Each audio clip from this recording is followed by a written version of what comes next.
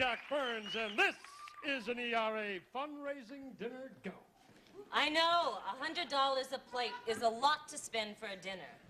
But because of the Republican Party's failure to support the Equal Rights Amendment in the 1980 platform, we now need your money more than ever.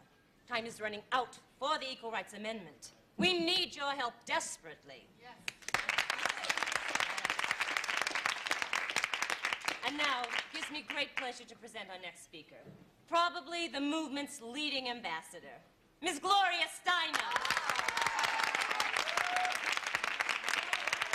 Ms. Gloria Steinem.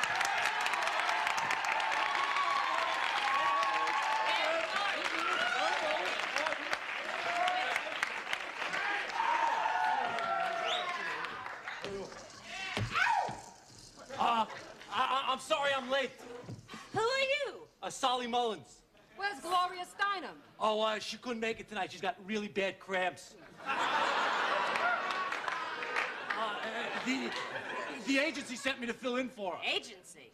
What are you talking about? I'm with Work Power. It's a temporary agency. They send me out on different jobs. Different jobs? Do you know anything about feminism? No, but my cousin doesn't shave under her arms. And now we bring you Solly Mullins as temp feminist.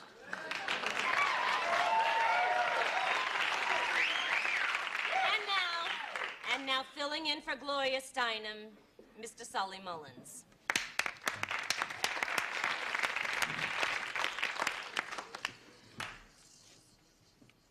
Ms. Abzug, Ms. Smeal, and fellow sisters.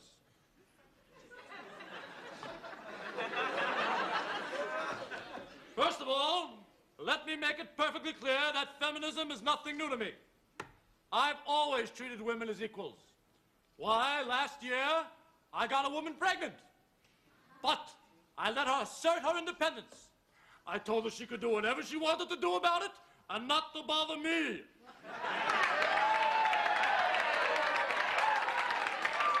Why? Because I am a feminist. Mullins. Gloria was going to talk about the ERA. Oh, yes, of course, the ERA, yes. The ERA, very important, yes, definitely. What the hell is that? The Equal Rights Amendment. Now, because the Republicans have removed it from their platform, we have to devise a new plan of action. Oh, yes, of course, plan of action, definitely. After lengthy consideration, I recommend that we protest this issue by never again wearing braids like Bo Derek. What? Don't be ridiculous. I realize it's a harsh measure, but don't you see, until we stop wearing bow braids, we'll never have equal rights. Solly, I think it's time for someone else to use the platform. And now I've prepared a song for this momentous occasion I'd like to share with you. I love women, they're the people for me. I love feminism, can't you see? We've got the issues before you. Past them and we'll adore you. Solly, thank you very much. That was enjoyable. That's it. I was just getting into it. Well, we have other speakers waiting, Solly. And now, it gives me great pleasure to present our next speaker, Ms. Bella Abzug.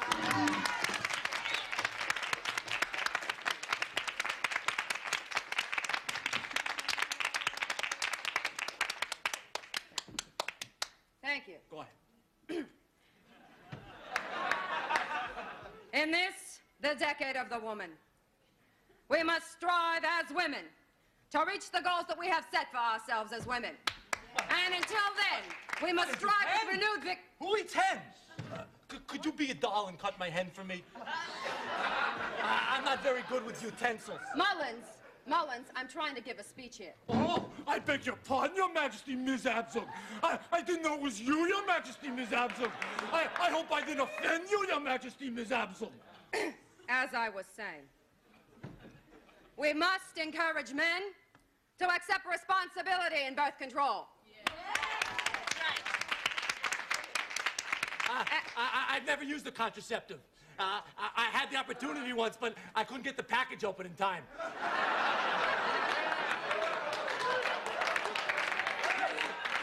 You got 6 seconds. It's like beat the clock. Oh. trying to open it like it's a bag of potato chips. By the time I got it open, she was already outside hailing a cab. And now, the Republicans have adopted a plank in their new platform, supporting a constitutional amendment that would ban abortions. So Absolutely disgraceful. Absolutely disgraceful. I believe in abortion, but only if the father was a bad dresser and left a piece of hair on your soap. All right. All right, all right. Enough of this nonsense. We don't have time for it. Just who the hell do you think you are? My dear feminist, let me tell you something. You come marching in here with your sensible shoes, your bosoms, and your slogans. But I'll tell you this. I'm getting sick and tired of your insistence that every man be exactly like Alan Alda. You seem to think Alan Alda's some sort of big cheese. Poppycock. He's frail, he's never been to Toronto, and he hates his Johnson. Oh. For crying out loud, Mullins, what are you talking about? My dear feminist, I'm talking about Alan Alda. Well, at least he can relate to women. Okay. I do have problems relating to women. I can't tell them I love them, except when I'm in the middle of an orgasm. I'll say anything then. I once confessed to the Kennedy assassination. Yeah, you only care about yourself, but what about the female orgasm?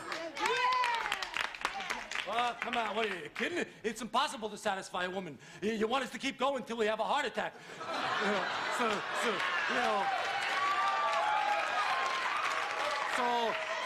So you can have your multiples and your divisionals. It's like taking a math test. You gotta bring along a protractor and a compass to have sex with you people. I'll tell you the truth. That whole female orgasm frightens me anyway. I have trouble distinguishing it from epilepsy. You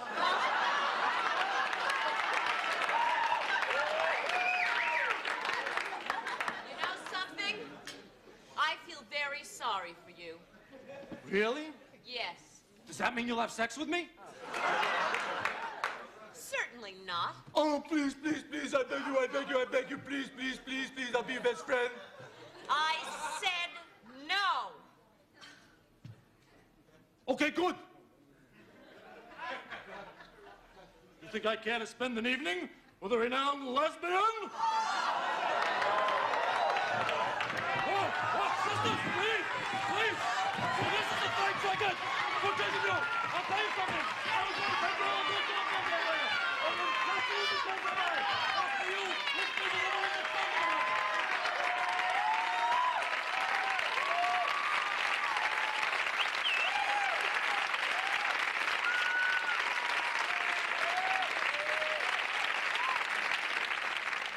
Next on the Friday edition, newscaster suffers degrading sexual humiliation. Stay tuned.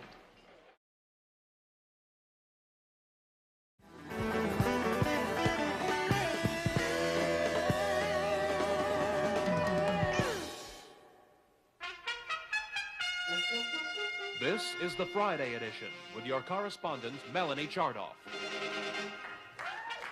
Good evening. I am Melanie Chardoff, and these are tonight's top stories. In a landmark decision today, the Third United States Circuit Court of Appeals ruled the military draft unconstitutional because it excludes women, which means that young men will not have to register beginning this Monday.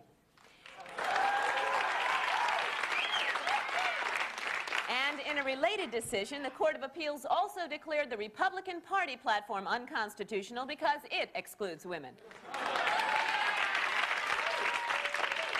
Well, the news this week was dominated by the Republican convention in Detroit. Despite the headline in the Chicago Sun-Times, the ticket that most Republicans dreamed about failed to become a reality this week as Ronald Reagan declined to accept the terms by which Gerald Ford would agree to become his vice presidential running mate. That left Reagan to turn to George Bush, whose only demand was that Reagan let him ride in Air Force One sometime during the next 4 years. Bush is shown here accepting several good whacks on the head with a wooden mallet. in the hopes that it would make him act more like former President Ford. The surprise of this week's Republican convention was the nomination of George Bush to be Ronald Reagan's running mate.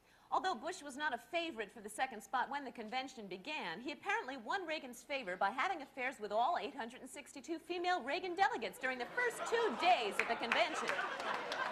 We happen to have one of those delegates on the line right now. It's a Mrs. Tinker from Hartford, Connecticut. Hello, Mrs. Tinker. Where and when did you have that affair with George Bush?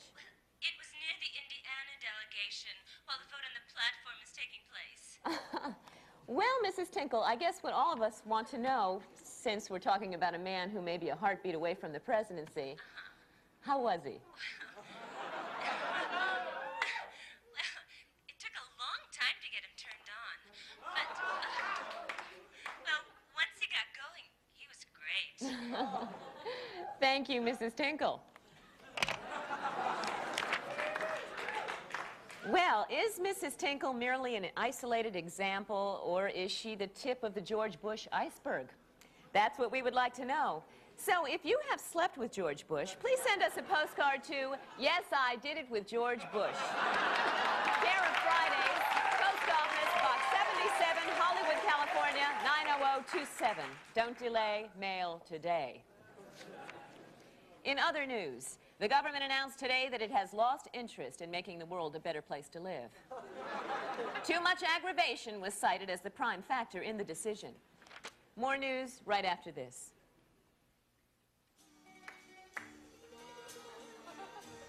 It all began with a romantic afternoon and bowler wine.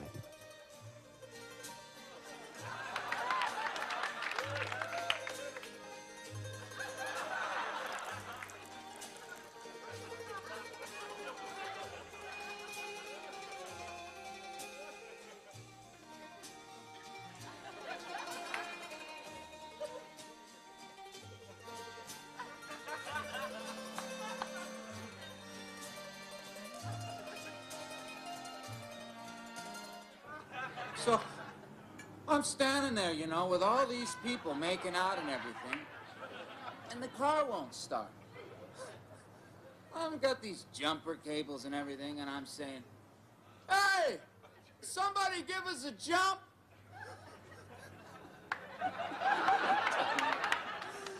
You should have been there, man. It was really funny. Hey, somebody give us a jump.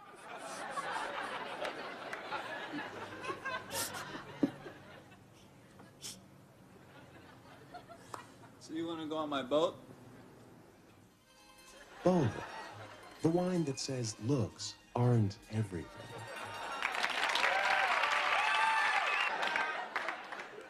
And now, in a special segment of the news which we present tonight for the first time, science correspondent Bruce Mahler takes a look at a controversial medical breakthrough involving electrical stimulation of the human brain.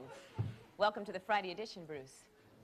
Exactly what is brain probing? Actually, it's the state of the art in medicine as far as locating and diagnosing nervous disorders is concerned. Uh-huh. Now, Bruce, why have you found it necessary to remove your brain? Well, the idea here is to gain direct access to the surface. What I've done here essentially is to remove my brain, to isolate it surgically by chipping away around the crown of the temporal plate and then reconnecting the major nerve trunks at the base directly into the uppermost portion of my spinal column, so that now by introducing a small microvoltage into specific areas of the brain, we can induce specific reactions depending upon the area. We call this brain probing. I see. Could you demonstrate this for us, Bruce? Surely. For example, a simple autonomic response, such as a reaction to pain, seems to be centered along this anterior sheath. If stimulated at this point, a spasm or contraction will occur.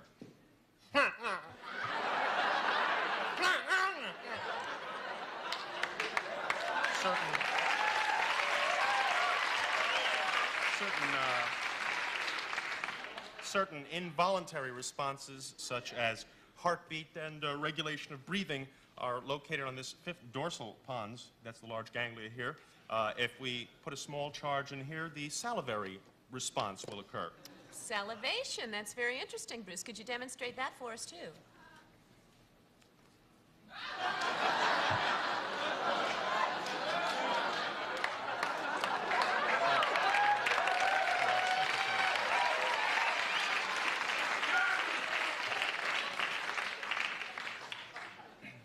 Bruce, what about things like emotions?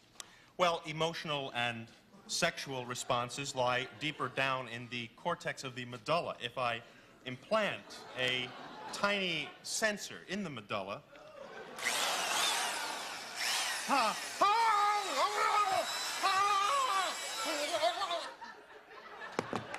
and then insert this sensor inside here, we can achieve a sense of euphoria or joy.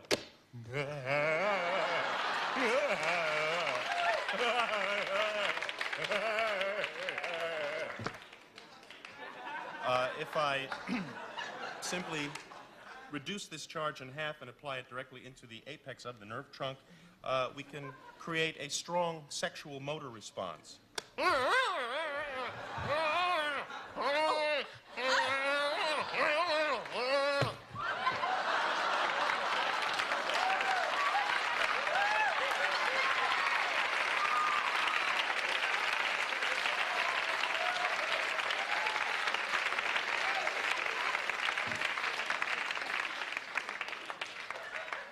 And finally, a personal commentary about the major news event of the past week. Whether one is Republican, Democrat, or Independent, whether one agrees with the candidate or the party platform, the Republican convention this week offered something for us all. It offered an opportunity to witness democracy in action. The convention system is based upon one thing, giving us a choice of candidates representing all areas and all philosophies. And the people choosing these candidates are not politicians or fat cats in smoke-filled back rooms.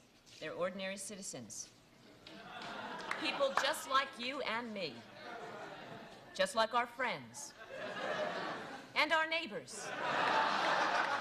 Because when it comes to the serious business of selecting a president, the voice of freedom, the most powerful man in the world, we know that our fellow citizens will not take their responsibility lightly. They will be vigilant. They will be tenacious. They will be dignified. And that is why our system of government continues to flourish and prosper. Because when candidates are selected this way, we get the quality of leadership we deserve. I'm Melanie Charda for the Friday edition.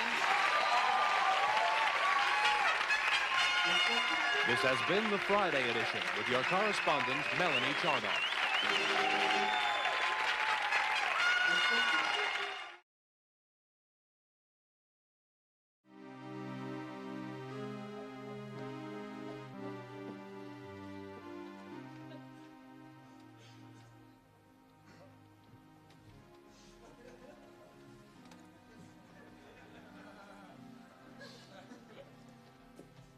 Hi, Harry. How you doing? Oh, hi. Hi. Hi, Ed. Fine, thanks. Well, hey, it's kind of bad what happened to Pat, huh? Yeah. I tried giving my condolences to Mrs. Tully, but what can you say? Yeah, I know. I feel so awkward talking to families, holding wakes, you know. It's truly mournful, that's for sure. I mean, it was so unexpected, you know. He's only 60 years old.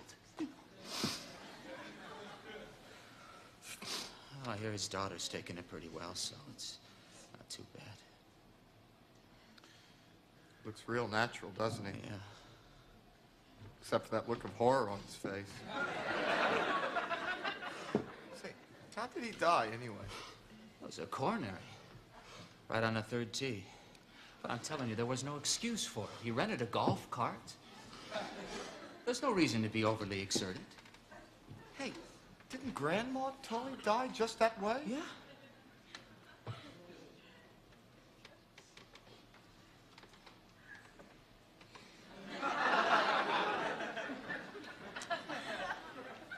That was the same tee about 20 years ago. telling you, this is something, isn't it?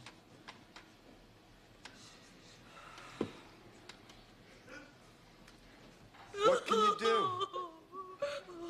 What can you do? Exercise, Harry, exercise. You gotta move around, you know. You gotta play athletic sports. You know, you gotta get that blood circulating, you know, so the chicken fat doesn't clog up the veins in your left arm.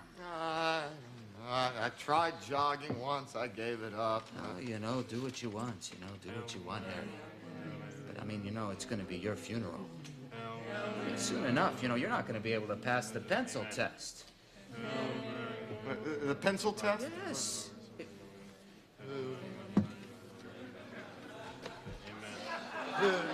If you can take a pencil, you know, and stick it under your belly, you know, while you're standing up, and it falls out, you fail.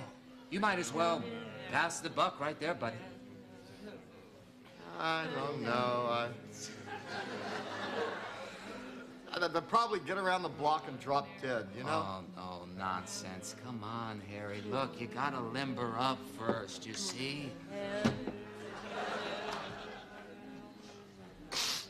What do you mean, like a warm-up? Sure, you gotta warm up. That's just what it is. Warm up, loosen up the muscles, get the blood circulating before you put pressure on the heart. I've been to a lot of exercise classes, Harry, and the warm-up is just as important as the jog. You gotta loosen up those kinks, you see, before they snap on you.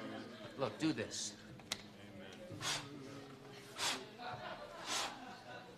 Knees straight? That's it. Good. That's good. Come on over here. Excuse me, brother. Excuse me. Right here. Lean forward. Stretch the calves. Ready? It's good. Good.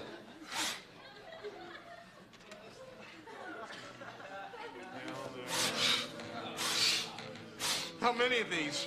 I like to do about 5 of those calf stretches, and then I like to do 5 whirly birds. Oh, yeah, like this. Like this? That's it. Like this. Yeah. You're not getting tired, are you? Tired? No, I feel great. I feel loose. I feel great. All right, get down here. I want to show you something What's else. that? These are push-ups. All right. Slow and easy, but consistent. Ready?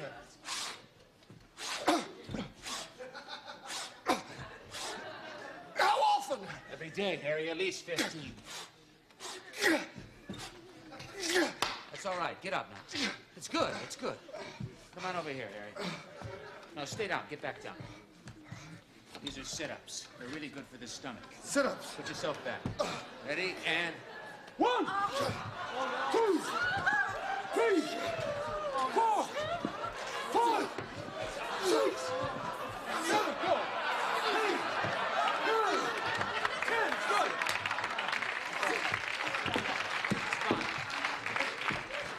good. Good. All right. You know what? Thing. Jumping jacks. You got it. Jumping? Ready? You know what? It's working. I feel like running right now. All right. Do you see what I'm talking about? No! I mean, I feel great. Yeah. I feel really great. How about one time around the block? Okay, you're on. Go. I feel great. Pick it up. Pick it up.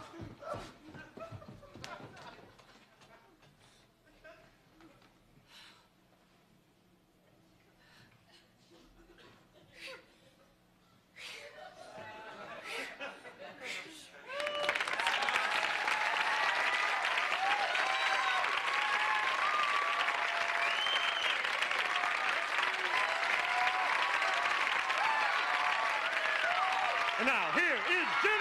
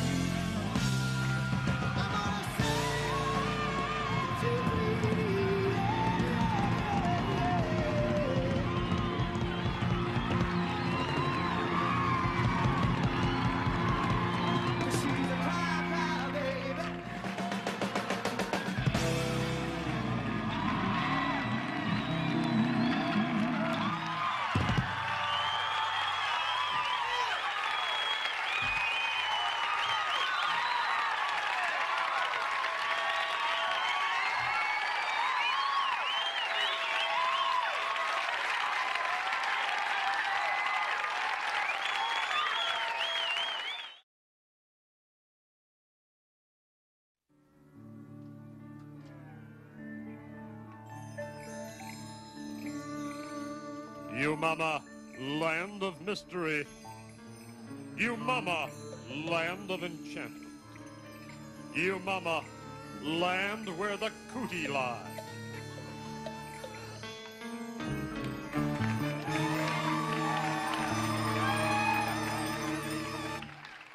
Somewhere deep in You Mama.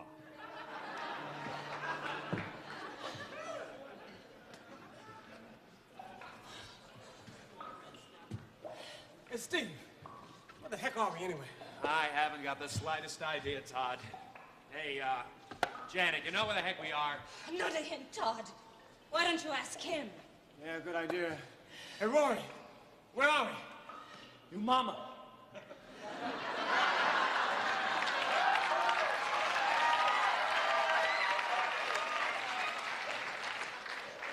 Say what? You Mama.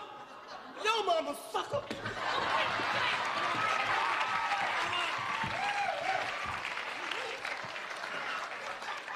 Come on, there's no time for that. Boy, you know, I hope this whole thing's worth it. What? What? The treasure. I hope it's worth all this trouble. What do you mean? You're the one who said it was priceless in the first place. That's the only reason I came. Hey, come on. Come on, quick. Come on. All right, what about the cooties, huh? We're not going to see any cooties, are we? You said it was just a myth. Oh, hold on. He told me that. Well, she told me. Oh, you told me. Well, yeah? Well, I was lying, see? It shows you what kind of jerk you are for believing me. I never said I believed it. I just seemed like a good story, that's all. Yeah, sure. Hey, come on. Hey, come on. Boy, you know, this is the last time I go on an expedition with you. Where's the guide, anyway? How can we find our way without the guide? Glory! Listen, don't go no further. I'm telling you, them cooties is jinxed. And we're gonna have a hard time finding our way back as it is. You better start talking with some kind of accent or else I'm gonna kill you where you crawl. Say, baby, don't go no further, cause you know them cooties is jinxed. Brother! Look, stop worrying about the cooties, will you? The cooties are none of your concern. Let us worry about the cooties, okay? Can't stand a guy that worries about cooties all the time and he doesn't even have any cooties coming to him. Okay, don't believe me. And I'm telling you, them cooties is cursed. What did you say? I say, sucker, them cooties is cursed, dig? Cursed. Cursed, come on, that's ridiculous. He kills me with that cursed stuff.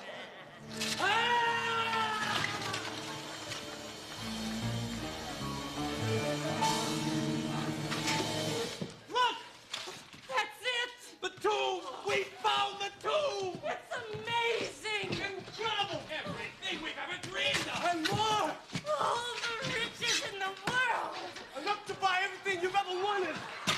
More than you could spend in an entire lifetime! Eternal wealth! And it's mine. It's all mine!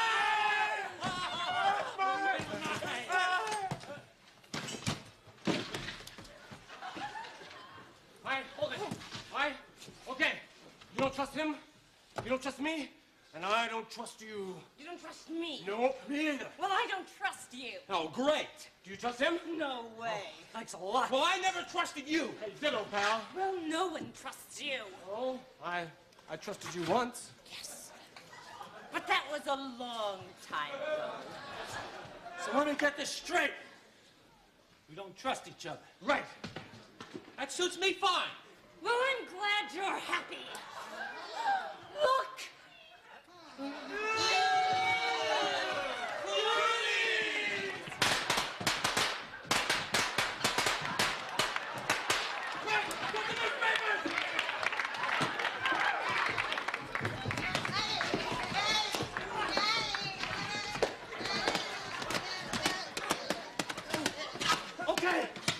Okay, let's clean out this tomb and get the hell out of here.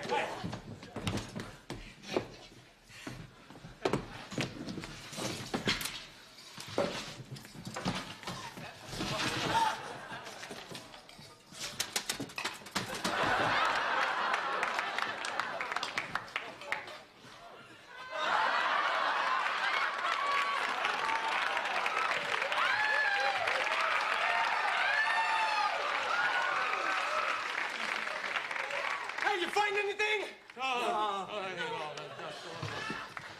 Get out. Save yourselves before it's too late. I warned you about that accent, didn't I? Come on, give me a hand on here. Yeah.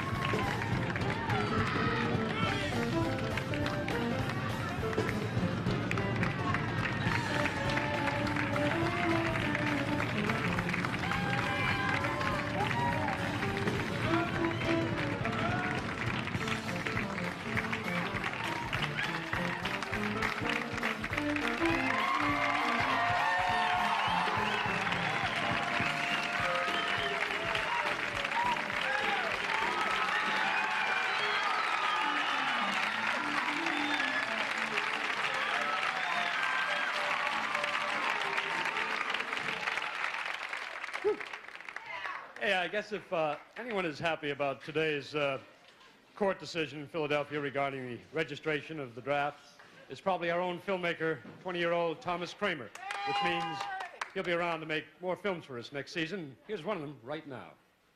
A film by... To protest the Soviet invasion of Afghanistan, American athletes were ordered to boycott the 1980 Summer Olympic Games in Moscow. But frustrated individuals still yearned to show the world that America had not given up its competitive might and will for triumph. And so, as the rest of the world prepared for the Moscow Olympics, the American athletes competed in a consolation Olympics on home soil.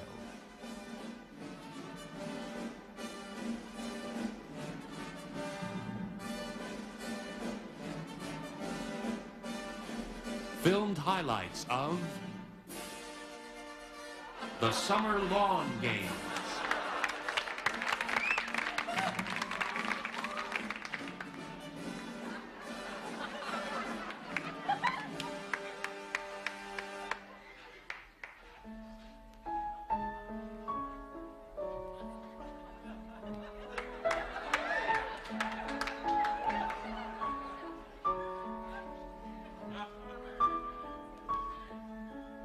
These athletes come from all over the country, as far away as Gainesville, Florida, Fairbanks, Alaska, and even Pomona, California.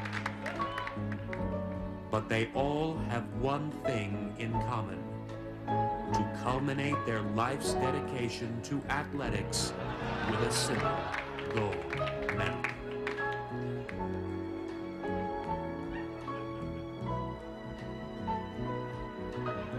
And this year in particular, the games have an added significance.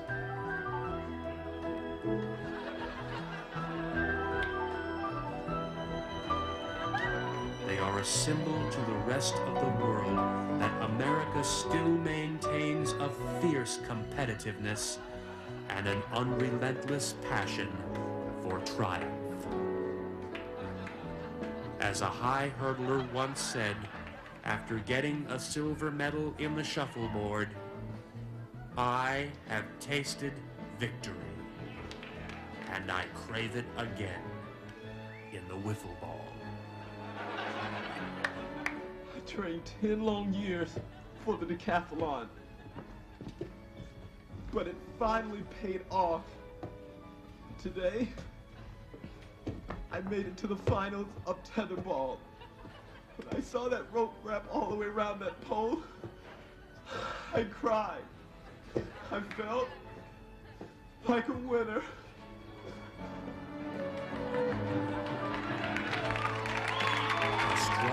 sweat and turmoil for that glorious moment of victory.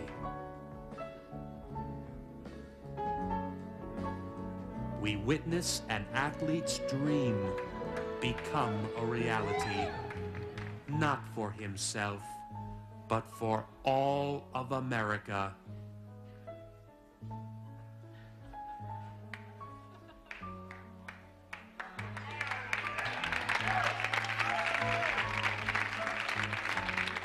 If nothing else, this ought to show the Russians we mean business.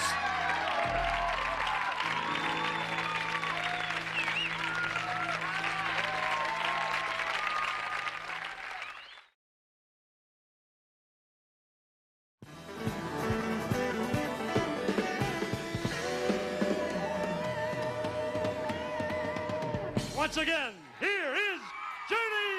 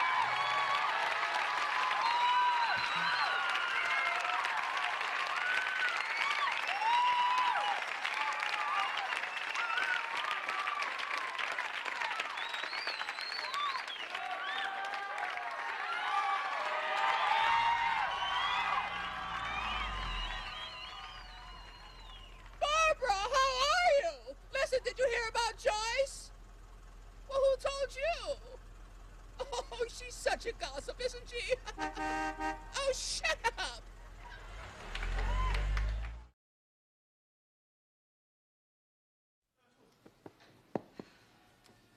Honey, what time is it? It's almost 2:30. 2:30? My brother said he'd be here before 12. Marie, Phil said he'd be here just as soon as they came out. Gary, what if our reviews are bad? Oh, they won't be, I promise. But what if they are? Well, honey, you've got to think positive. I mean, besides, they're only opinions.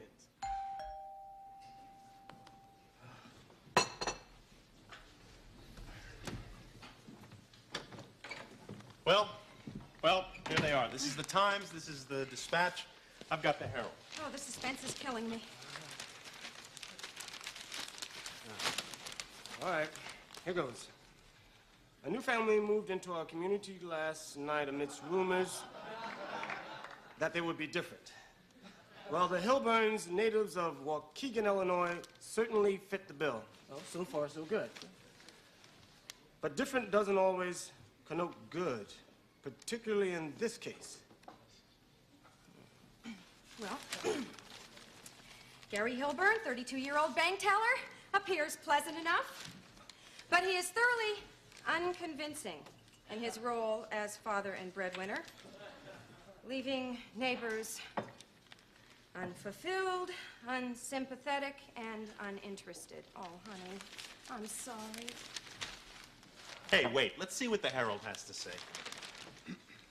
Marie Hilburn has delighted friends for years with her portrayal of a cutesy pie, innocent housewife. But here, like a fish out of water, she's as insipid as the day is long. How can they say such horrible things? I don't believe this. I can't fall asleep again. Oh, well, honey, why don't you go in the kitchen and make yourself a mug of hot chocolate, huh? Okay. Go on, Phil. Hi, Uncle Phil. Hi, sport. Phil, go on. All right. The one bright spot in the family is Fred, the Hilburns' only child, who is brilliant as the prepubescent insomniac. All right, listen to this. There's not much more to say about the Hilburns except that they should have gotten their act together on the road first before coming here. This community deserves better. Hey, look, what about the TV review? That's the only one that counts anyway. Yeah, honey, let's check that out. Why not? Give it a shot. So, if you're looking to spend a really dull evening, drop by 8764 Muldoon Drive and visit the Hilburns. But hurry, they may not be around much longer. Thanks, Neil, for that enlightening review. And now with the sports, here's... What's going on? It just appears that we're not too popular around here. Well, we just moved here. Nobody knows us yet. This is crazy. Mr. Hilburn? Yes? Come on in, boys! What is... Gary, honey, what's happening here? I don't know. What's this about? I'm sorry. I don't have time for questions. I got a community to run here. Honey, they took our chair. Hey, what is this? What is this? What is this? No. Hey, wait a minute. You can't. What are you doing? The Hilburn family, victims of bad notices, were moved, despite their strong protest, back to Waukegan, Illinois. But they didn't give up. From Waukegan, they went on to Des Moines, spending 2 weeks in a trailer park before taking their lives to Houston, Phoenix, Tampa Bay, Toledo, and finally Philadelphia, where they were met with rave reviews. The Hilburns are a joy. T. Pinzer, next-door neighbor. This family is hot. Gus Jordan, mailman. Don't miss the Hilburns, Chamber of Commerce. The Hilburns are a rare treat. Philadelphia Phillies. One of the year's 10 best. No one in particular.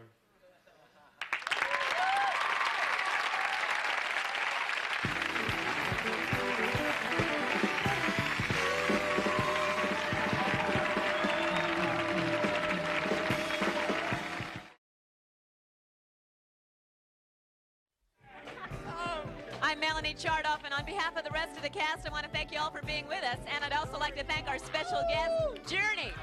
Stick with us in future weeks. Thank you. Good night.